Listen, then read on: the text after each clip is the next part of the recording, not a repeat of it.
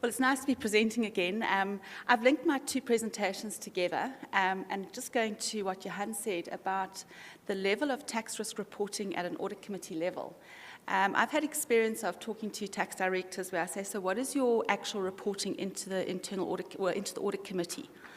No, we tell them what I think they need to know on the one spectrum, right across to where they know everything.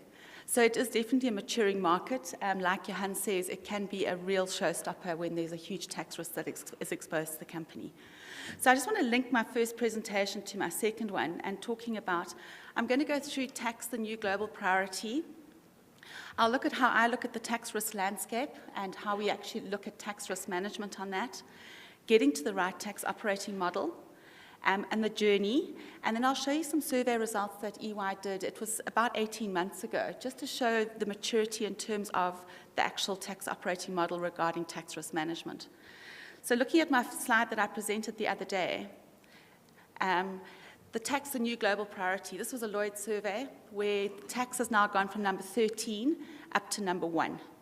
It's quite critical, linking back into what Johan says, high taxation now is above loss of customers, cyber risk, pricing of material inputs. It's right at the top.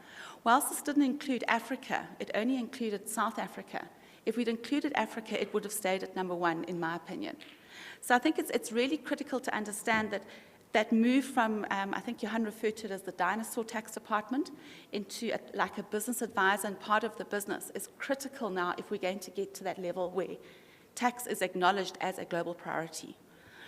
So if we look at and try and understand why, what is driving this as a new global priority? The first one is we look at the global economic change. It's a massive power shift. We're moving from developing what wasn't a very developed market into developing markets. We're moving into emerging markets, and associated with that is always going to be the tax risk element. Johan referred to the fact the piggy bank is broken. There is financial crisis in terms of the collection of taxes. So governments are very, very focused on driving that collection, and again, going back to that fair and equitable tax argument. The globalization of business, I think there, again, looking at where the companies are situated, looking at some of the tax planning that is going on in terms of low tax jurisdictions, there's a big focus on that. I will touch on transfer pricing when we talk about the operating model. Behavior of tax administrators. They really want the information, and they want it now, and they want it quickly. I'm not sure how many of the corporates here have a lot of investment within Africa. The maturity of the African revenue authorities now to conduct an audit has really, really taken off. So they're relying a lot on ATAF. They're also consulting with the big 4 firms on how to do an audit, which is quite interesting that they've actually switched it now. We know what we want, but how do we get there? So they're trying to link their technical ability together with trying to understand the business. So I think that's a really important thing. You can see going through, from a SARS side, you can see exactly what they're doing in terms of the recruitment of the people within SARS now. Very much business-focused people, a lot of SAP, Oracle, and JD Edwards technical people. They want to know, they want to get to what they want to see. So I think that's quite an important shift. Regulatory change, that is a big one. Just in South Africa, you can hardly keep up.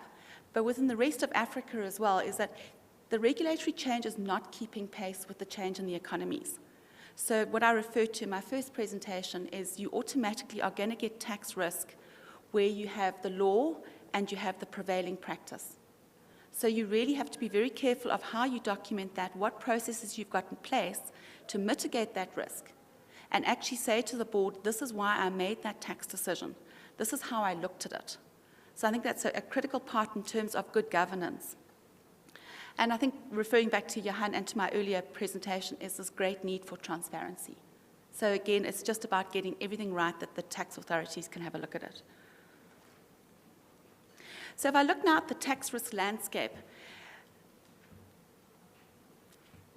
okay, so this is a vision of what I've got as a tax risk landscape. I think it comes a lot from where I was in business and not on the consulting side. But if you look at this is a very overall generic model. So we're starting on the left-hand side of the slide where you're looking at executives.